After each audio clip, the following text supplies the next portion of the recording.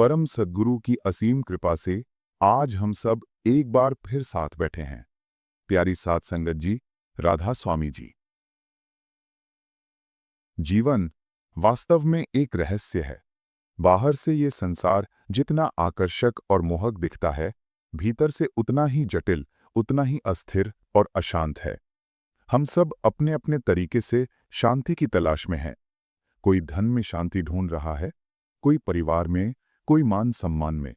परंतु वो सच्ची शांति, वो आत्मिक तृप्ति कहीं बाहर नहीं, हमारे अपने भीतर है। जब मन बाहरी आकर्षणों की दौड़ से थककर गुरु के चरणों में ठहरना सीखता है, तब पहली बार आत्मा अपने असली घर की झलक पाती है। बाबा जी ने एक बार बड़ी कोमलता से कहा था, संसार की हर वस्तु अस्थायी है, पर भीतर का नाम, भीतर का शब्द, वो अमर है। ये शब्द सुनकर हर साधक का मन रुक जाता है, जैसे किसी ने हृदय की गहराई को छू लिया हो। उन्होंने समझाया कि हर सत्संगी की सबसे बड़ी शिकायत यही होती है, मन भजन सिमरन में नहीं लगता। किसी को समय नहीं मिलता, किसी को आलस आता है, कोई कहता है बैठता हूं लेकिन मन भाग जाता है। और कुछ तो ऐसे भी हैं जो वर्षों से नामदान लेकर भी भीतर की शांति का अनुभव नहीं कर पाए। बाबा जी ने बहुत प्यार से कहा, नामदान केवल शुरुआत है, ये मंजिल नहीं, यात्रा की पहली सीढ़ी है। बिना भजन सिमरन के नामदान वैसा ही है जैसे खेत में बीज तो डाल दिया हो लेकिन पानी न दिया हो। उन्होंने कहा, अगर किसी ने नामदान लिया है और फिर भी सुमिरन नहीं करता, तो समझो उसने अपने जीवन का सबसे बड़ा अवसर खो दिया है। कितनी सच्ची बात कही थी उन्होंने। आज हम सब सेवा भी करते हैं, सत्संग में भी आते हैं, लेकिन जब बात आती है ध्यान और सुमिरन की, तब मन तरह तरह के बहाने बनाता है। कोई कहता है समय नहीं मिलता, कोई कहता है मन नहीं लगता, कोई कहता है बैठता हूं तो नींद आ जाती है। बाबा जी मुस्कुराकर कहते हैं, भाई मन तो भागेगा ही, उसका स्वभाव ही ऐसा है। अगर मन को पकड़ना इतना आसान होता तो फिर ध्यान और साधना की क्या आवश्यकता होती। उन्होंने कहा, जो हर दिन थोड़ा थोड़ा अभ्यास करता है वही आगे बढ़ता है। मन अगर आज भाग गया तो कल फिर पकड़ लो, बार बार, प्रेम से, धैर्य से। एक दिन वही मन जो आज भागता है थककर तुम्हारे साथ बैठ जाएगा। बाबा जी ने एक बहुत सुंदर उपाय बताया था। उन्होंने कहा कि अगर तुम 2.5 घंटे का समय एक साथ नहीं दे सकते तो कोई बात नहीं, लेकिन रोज एक निश्चय कर लो कि आज चाहे मन लगे या न लगे, मैं बैठूंगा जरूर। उन्होंने कहा, जब तुम सुमिरन पर बैठो और शब्द की धुन न सुनाई दे, तो वहां से उठना मत, बस गुरु के स्वरूप पर ध्यान करो। अपने मन के सामने सद्गुरु का प्रकाशमान चेहरा लाओ, उनकी आंखों में डूब जाओ, उनकी मुस्कान में खो जाओ। धीरे धीरे जब ये ध्यान स्थिर होने लगता है, तब शब्द अपने आप प्रकट होने लगता है। उन्होंने ये भी कहा कि अगर किसी साधक को कई बार प्रयास करने पर भी सफलता न मिले, तो उसे 4-5 दिन तक केवल गुरु के स्वरूप पर ध्यान करते हुए बैठना चाहिए। धीरे धीरे मन की चंचलता कम होगी और एक दिन भीतर वही मधुर ध्वनि सुनाई देगी जो आत्मा का असली संगीत है। किसी को 3 दिन में अनुभव होता है, किसी को 10 दिन में, पर जो निरंतर है उसे कृपा अवश्य मिलती है। बाबा जी कहते हैं, सेवा, सुमिरन और सत्संग, ये तीनों साधना के 3 स्तंभ हैं। इनमें सुमिरन सबसे ऊंचा है क्योंकि यही आत्मा को उसके स्रोत से जोड़ता है। उन्होंने कहा, अगर कोई केवल सेवा करता है पर सुमिरन नहीं, तो वो खेत तो जोत रहा है लेकिन बीज नहीं बो रहा। सेवा से मन विनम्र होता है, सुमिरन से मन निर्मल। दोनों की आवश्यकता है, लेकिन मुक्ति का द्वार सुमिरन से ही खुलता है। सत्संगत जी, बाबा जी ने एक और अमूल्य बात बताई थी। उन्होंने कहा कि भजन सुमिरन के लिए सबसे श्रेष्ठ समय अमृत वेला है। वो पवित्र क्षण जब सृष्टि निद्रा में होती है और वातावरण में केवल शांति व्याप्त होती है। सूर्योदय से लगभग 1.5 घंटा पहले का ये समय सबसे पवित्र होता है। उस समय हवा स्थिर होती है, मन शांत रहता है और आत्मा को भीतर जाने में सहायता मिलती है। उन्होंने कहा, जिसने अमृत वेला संभाल लिया, उसने स्वयं को पहचान लिया। शुरुआत में उठना कठिन लगता है, शरीर विरोध करता है, मन कहता है थोड़ा और सो लें।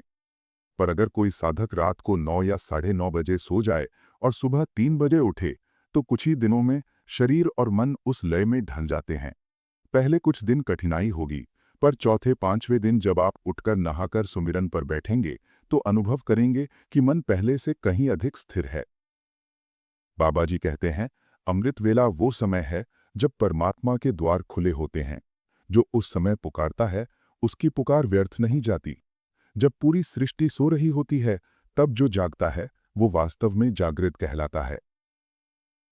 उन्होंने आगे कहा कि केवल बैठने से ध्यान नहीं लगता, मन को हर बार वापस लाना पड़ता है। जब मन भटके तो क्रोध मत करो, झुंझलाओ मत, बस प्रेम से, कोमलता से उसे वापस शब्द पर टिकाओ। जैसे एक माँ अपने बच्चे को धीरे से गोद में उठा लेती है, वैसे ही प्रेम पूर्वक मन को वापस लाओ। यही अभ्यास धीरे धीरे स्थिरता लाता है।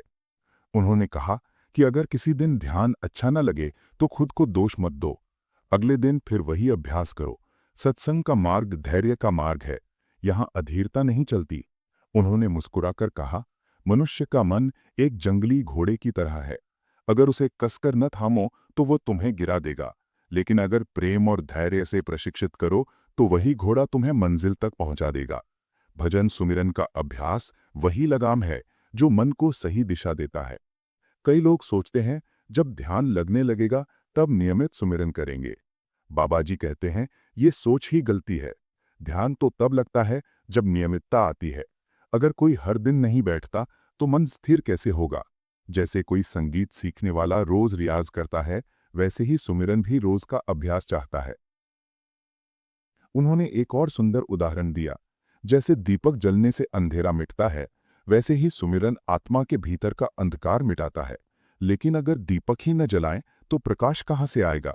उन्होंने कहा, भजन सुमिरन में सबसे बड़ी बाधा मन ही है, जो बहाने देता है, थकान, समय की कमी, आलस।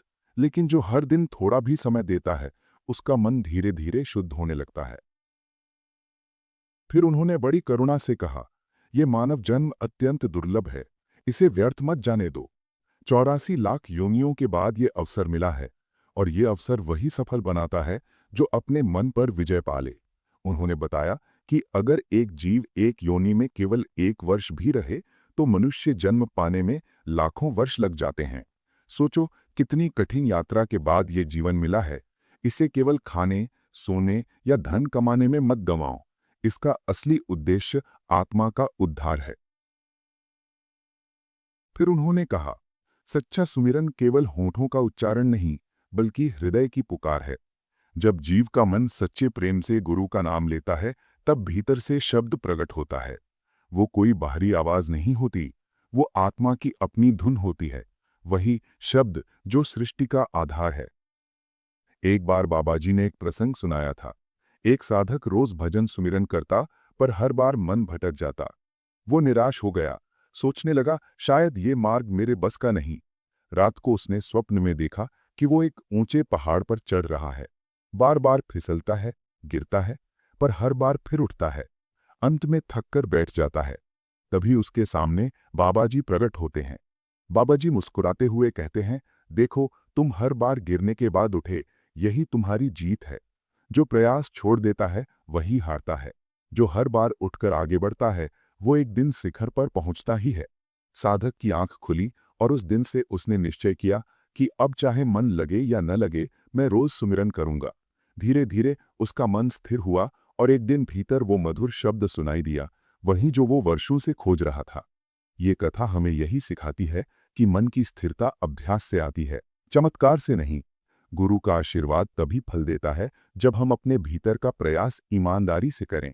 बाबा जी कहते हैं, सद्गुरु का काम केवल दिशा दिखाना है, चलना तुम्हें खुद होगा। प्यारी संगत जी, ये सब बातें सुनने भर के लिए नहीं है, इन्हें जीवन में उतारने की आवश्यकता है। अगर हम हर दिन कुछ समय सच्चे भाव से सुमिरन को दें, अमृत वेला को संभालें और मन के बहानों में न आए तो आत्मा एक दिन अवश्य जागेगी।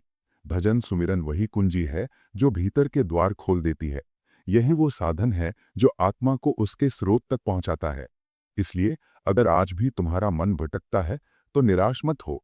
सद्गुरु की कृपा असीम है। बस सच्चे प्रेम से एक कदम बढ़ाओ, बाकी कदम वो खुद बढ़ा देंगे।